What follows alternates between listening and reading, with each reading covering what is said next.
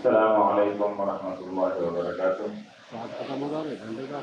الحمد للہ رب العالمین والعاقبۃ للمتقین والصلاۃ والسلام علی اشرف الانبیاء والمرسلین وعلی آلہ وصحبہ اجمعین، اما بعد فقد قال اللہ تبارک وتعالی فی القرآن المجید والفرقان الحمید، اعوذ باللہ من الشیطان الرجیم، بسم اللہ الرحمن الرحیم، والذین یؤمنون بما انزل الیک وما انزل من قبلک وبالآخرۃ هم یوقنون اولئک علی ھدی من ربہم واولئک هم المفلحون۔ صدق اللہ العلی العظیم۔ وقال عز وجل في شأن عبیدہ الکریم، ان اللہ وملائکتہ یصلون علی النبی یا ایھا الذین آمنوا صلوا علیہ وسلموا تسلیما۔ اسٹیج پہ رونق افروز علماء کرام، خصوصاً مولانا شبیر احمد صاحب یعقوبی، شب و تفسیر و خطیب و امام جامع مسجد وزیر علی، اور دیگر حضرات، منتظمین ختم نبوت کے پاسبان اور پہرا دینے والے مجاہدین، اور عزیز طلبہ اور جمیع حاضرین و سامعین کرام، یقیناً جیسا کہ مولانا شبیر احمد صاحب یعقوبی حفظہ اللہ نے کہا کہ یہ جماعت بڑی ہی بہت محنت اور کوشش کر رہی ہے، ایسا معلوم ہوتا ہے ختم نبوت کے لیے اور اس کی پہرا دینے کے لیے مجاہدین اپنے آپ کو تیار کرے ہوئے ہیں۔ یہ مجاہدین اپنے آپ کو اسی کے لیے تیار کیے ہوئے ہیں کہ ختم نبوت کا پہرا دے کر اس کی پاسبانی اور اس کی حفاظت کر سکے۔ تو یہ یقیناً ان کا یہ عمل، یہ کوشش، یہ دنیا میں بھی ہمارا چاہے ان کو اجر دلانے والی بنے گی، آخرت میں بھی ان کو اجر دلانے والی بنے گی۔ یہ ختم نبوت یہ ایسا عقیدہ ہے، یہ ایسا ہمارا عقیدہ ہے کہ جس میں کسی کو اختلاف نہیں ہے۔ دوسرے کئی مسالک ہمارے مسلمانوں میں پائے جاتے ہیں، خواہ وہ اہل حدیث ہو، جماعت اسلامی ہو، تبلیغی جماعت ہو، یا ہمارے اہل سنت والجماعت کے حضرات ہو، کسی کو بھی اس میں اختلاف نہیں ہے کہ حضور ہمارے آقا محمد رسول اللہ صلی اللہ علیہ وسلم خاتم الانبیاء ہیں، آپ آخری نبی ہیں، آپ کے بعد کوئی نبی آنے والے نہیں ہیں، اور نہ کوئی نبی آئے گا، نہ کوئی نئی شریعت آئے گی، نئے احکامات آئیں گے۔ اس پر ہمارا متفقہ فیصلہ ہے۔ لیکن اس کے باوجود بھی اتنا یہ جماعت کے ہمارے اندر اتحاد ہونے کے باوجود بھی بعض جماعتیں ایک ایسی ہیں کہ جو ختم نبوت کے لیے یہ مخل اور خلل انداز بھی پیدا کر رہی ہے، اور کسی کو کیا ہے وہ نبی کا مقام دے دیتے ہیں، کسی کو رسول کا مقام دے دیتے ہیں۔ اللہ کے نبی علیہ السلام نے ارشاد فرمایا کہ یکون من بعدی کذابون ثلاثون کذابون دجالون، میرے بعد تقریباً 30 حضرات ایسے آئیں گے جو جھوٹے اور دجل دھوکہ دینے والے ہوں گے اور جھوٹی نبوت کا دعویٰ کریں گے۔ حضور علیہ السلام نے فرما دیا تھا کہ اس قسم کے لوگ میرے بعد نکلتے رہیں گے، ان سے آگاہ رہنا، ان سے تم خبردار رہنا، اور ان کے ہمیشہ ان کے لیے دفاع کرتے رہنا، ان کے چاہے ان کا رد کرتے رہنا، حضور علیہ السلام نے فرما دیا۔ اب میں نے جو آیت کریمہ کی تلاوت کا شرف حاصل کیا، یہ پہلے ہی پارے کی سورہ بقرہ کی ابتدائی آیتیں ہیں۔ اس کے اندر اسی سے بعض علماء نے فرمایا اس کے اندر سے بھی ہم کو ختم نبوت کا ثبوت کر رہا ہے۔ پہلی ہی سورہ بقرہ کے اندر ابتدائی آیات کے اندر اللہ تعالیٰ ختم نبوت کا اظہار فرما رہا ہے کہ والذین یؤمنون بما انزل الیک وما انزل من قبلک، کہ اللہ کے نیک بندے کون ہوتے ہیں جو یؤمنون بما انزل الیک،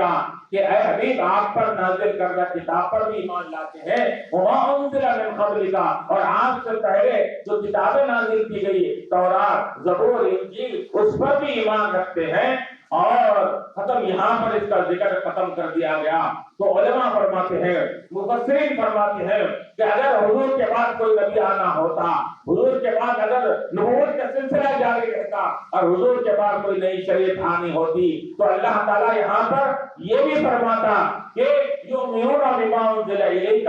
وما انزل من قبلک وما ينزل من بعدک، اور وہ ان پر اس پر بھی ایمان لاتے ہیں جو آپ کے بعد کتاب نازل کی جانے والی ہے۔ اللہ نے ایسا نہیں فرمایا صرف وما انزل من قبلک، آپ سے پہلے جو کتابیں نازل کی گئی اس کا ذکر فرما کر اللہ تعالیٰ نے یہ فرما دیا کہ حبیب آپ پر اترنے والی کتاب، آپ سے پہلے اترنے والی کتاب، دونوں پر ایمان رکھتے ہیں۔ تو اس کا مطلب یہ نکلا کہ اب آپ کے بعد نہ کوئی نبی آئے گا نہ کوئی کتاب اترنے والی ہے۔ تو اس آیت سے، سورہ بقرہ کی ابتدائی آیت سے بھی ہم کو یہ ختم نبوت کا واضح ثبوت ہم کو مل رہا ہے۔ اللہ کے نبی علیہ السلام نے بھی مختلف احادیث کے ذریعے سے آپ نے اشارہ فرما دیا کہ ختم النبیون، اللہ تعالیٰ نے میرے ذریعے سے انبیاء کا خاتمہ فرمایا کہ اختتام فرما دیا، اب میرے بعد کوئی نبی نہیں ہوگا۔ بلکہ ایک حدیث میں، یہ بخاری مسلم کی حدیث شریف ہے، اس کے اندر اللہ کے نبی علیہ السلام نے ارشاد فرمایا کہ میری اور انبیاء کی مثال ایسی ہے کہ کسی شخص نے ایک گھر بنایا، بہترین گھر بنایا، اور ایک اس کو انتہائی اعلیٰ انداز سے اس کو سجایا، اس کو جمیل کیا، خوبصورت بنایا، لیکن جب لوگ آ کر وہاں اس کا دیدار کرنے لگے تو اس مکان کے اندر بہترین محل ہے، بہترین اس کا یہ نقش و نگار ہے، لیکن ایک اس کے اندر نقص یہ تھا کہ ایک اینٹ کی جگہ وہاں پر خالی تھی، ایک سوراخ اور ایک حصہ خالی تھا عمارت میں۔ عمارت عالی شان ہے لیکن عمارت کے اندر ایک اینٹ کی جگہ خالی تھی۔ تو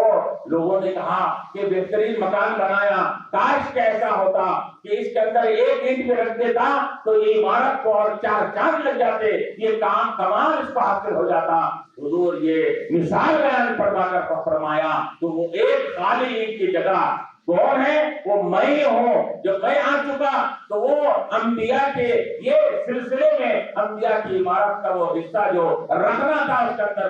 نقص تھا، اس کے اندر کچھ اتمام نہیں تھا، اللہ نے میرے ذریعے سے انبیاء کی جماعت کو کامل فرما دیا، مکمل فرما دیا۔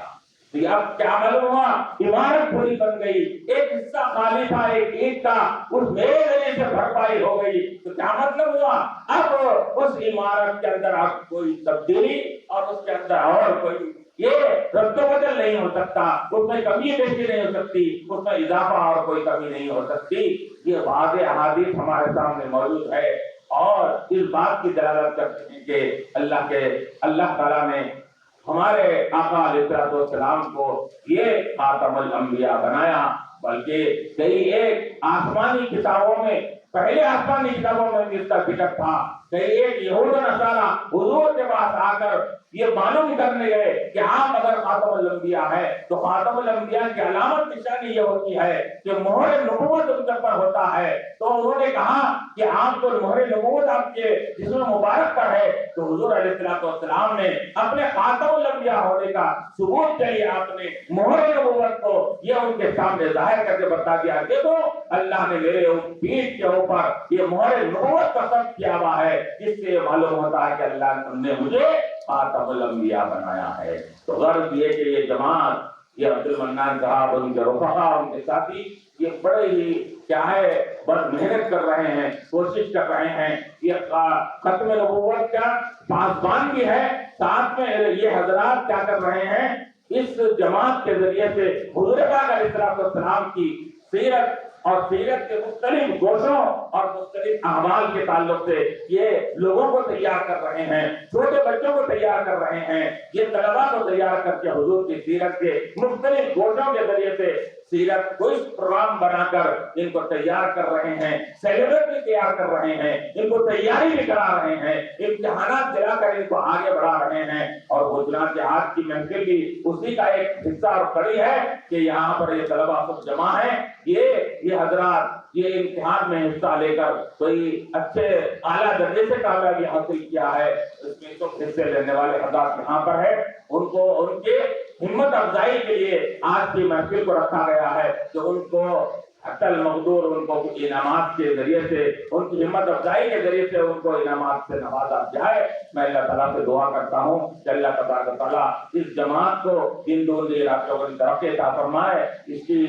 جماعت کی مدد فرمائے. اللہ تبارک و تعالیٰ یہ جماعت جو بہترین کام حضور کی سیرت پر، ختم نبوت پر کام جو کر رہی ہے، اے بار الہ اس جماعت کا تو